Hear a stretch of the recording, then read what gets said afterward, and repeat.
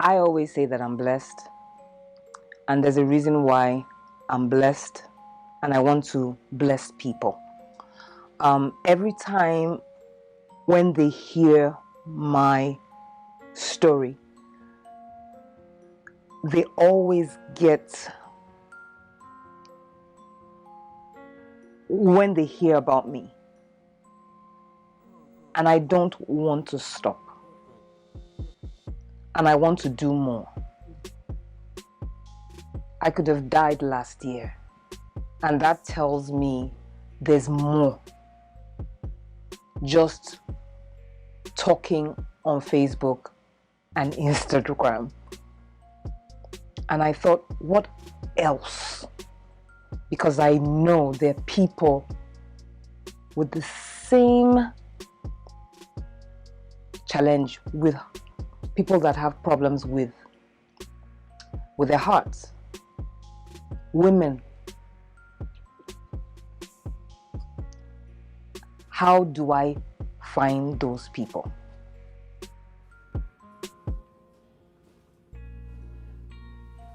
You ready? Okay, let's go. Mm-hmm. Yeah, I can hold it a pump sometimes I feel like as a walker. In the video. I'm shy. I'm camera shy, that's why. The feeling? See her feet, Sophia? Yeah.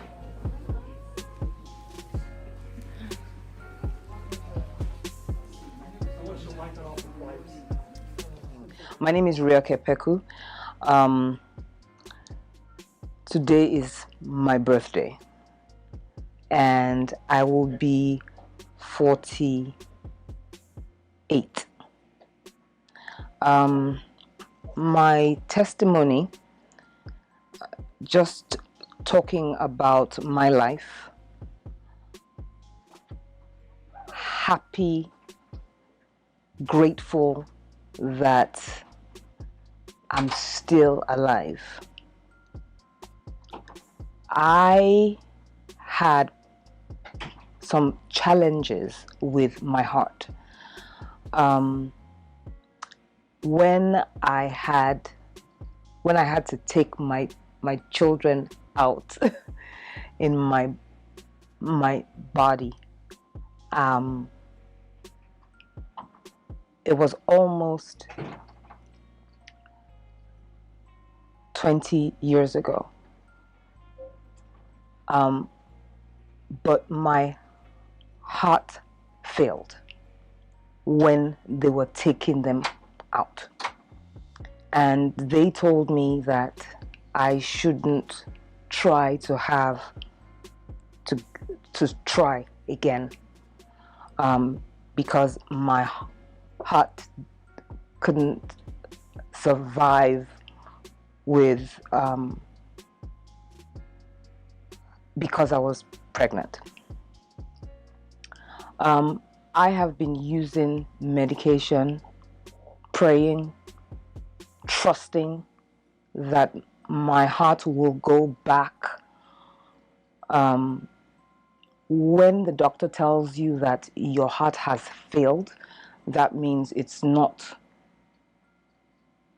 in my mind, that tells me that it's not working properly. They have so many things that but there's a fraction. It should be at least 70.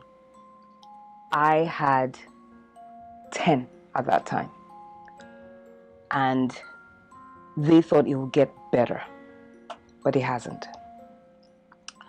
But last year, well, before I had a stroke,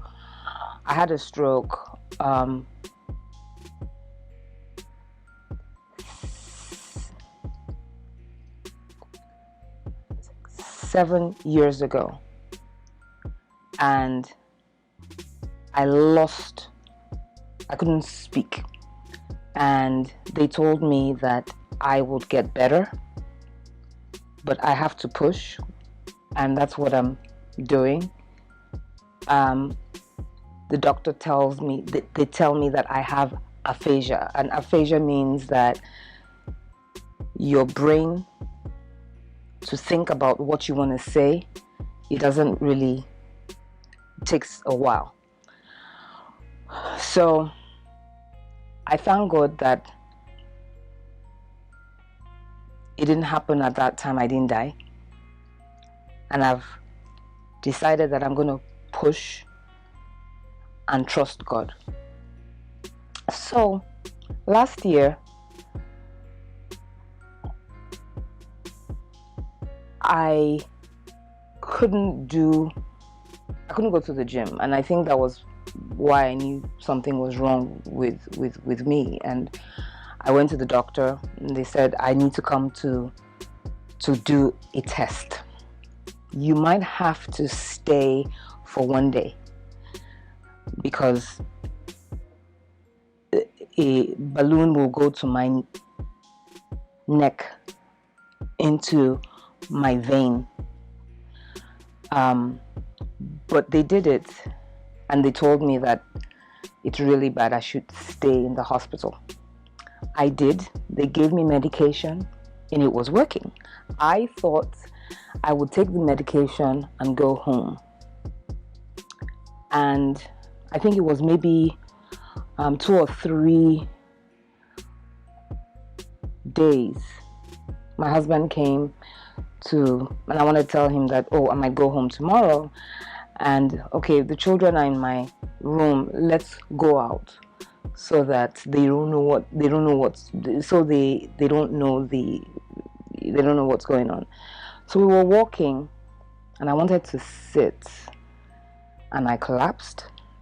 My heart failed completely. Obviously, I wasn't there. I almost died. My heart failed completely. They had to shock me to come back. And when that happened, they said, unfortunately, you have no choice. You have to have the surgery.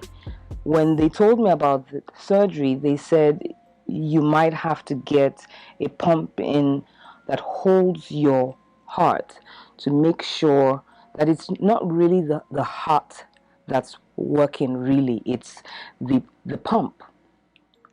And I didn't really like that because I didn't want to do anything like that, but because it happened in the hospital, I had no choice. This surgery was last year, July 10th, and people told me later that they were a little bit scared because of what they saw. I lost a lot of weight, and I think it was one friend that said my problem was that I've always been a fighter, but she didn't see it when she saw me because I felt a little bit, she couldn't see it. She couldn't see it in my eyes. I felt as if I didn't want to fight. I don't remember because those days were, even till now, I don't remember. But thank God, I do have a pump. I had a problem. I had problems with it, but because I stayed in the hospital for 1 month, I was able to ask God to tell me, how are you going to survive? Not because of the scars that you can see, but how do I go on every day to taking this bag everywhere? I have to change some things, that what I wear, I can't swim, medication, going to the hospital,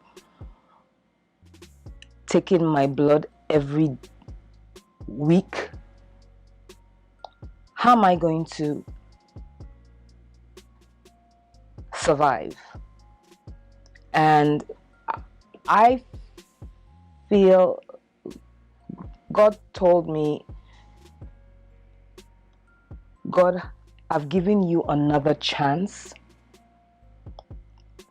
and I told you in the hospital that you have to push.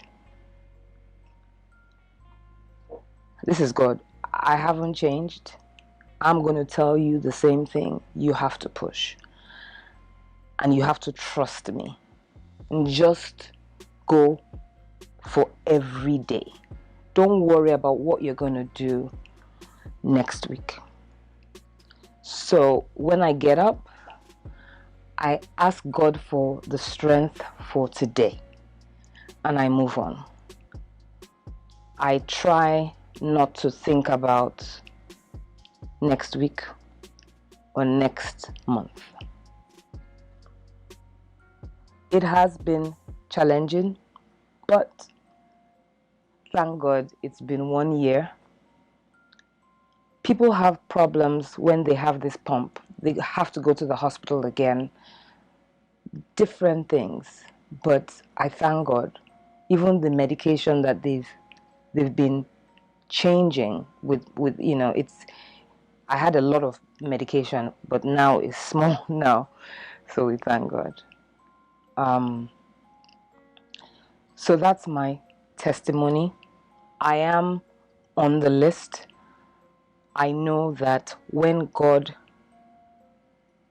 is ready, because that's my name, God knows the time, I will get a heart that it'll be perfect with my body, so that I wouldn't have any problems with the surgery.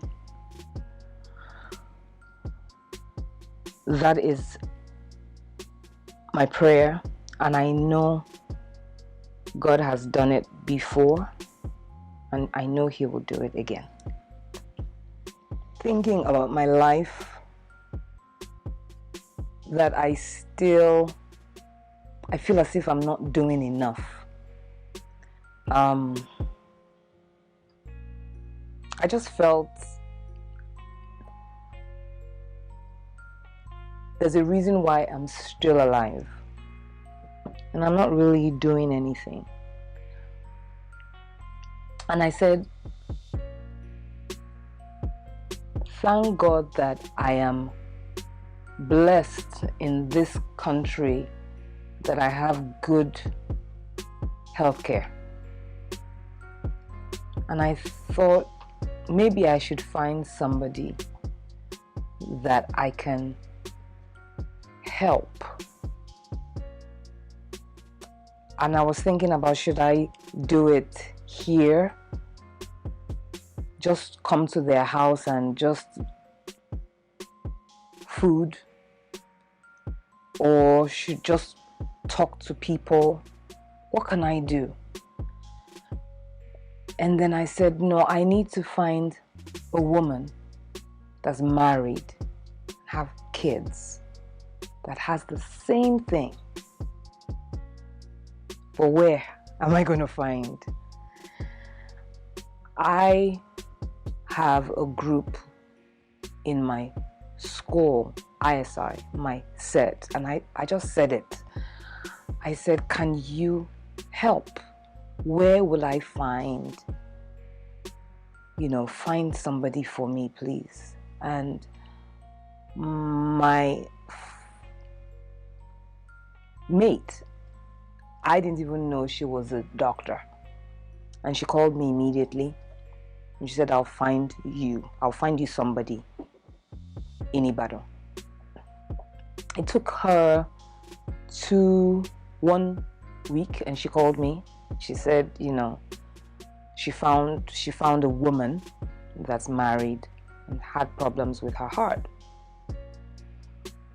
So I was able to talk to her. Well, she had to talk to me because I didn't want her to see me. She could hear me. She could hear my story, but she doesn't know my name. So I was able to talk, to find out her story. I was able to talk to the doctor. And we now have a plan, the kind of treatment and the medication. And that's what I want to do. Why do I want to do it? Because I was really born in Ibadan. I was born here, but I was there for a long, long time. And I feel I should go back to Uwadia. And I think I can help a woman. And I don't know whether, I know that she will need money for her medication. And I know that actually helps. So I'm so glad that I was able to find somebody. And she knows that somebody is helping. She's ready. She's open to use, you know, what I'm trying to do. So, all right. So, again, I have one person for right now. I really believe it's going to be more. And if you want to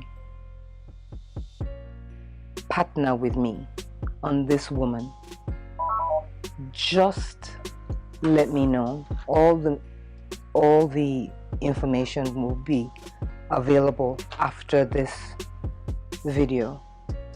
And I know it's going to be more. Let's start together.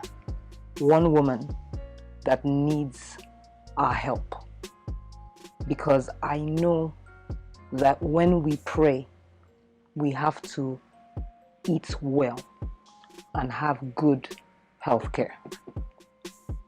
If you want to partner with me, I will be very, very grateful. God bless you.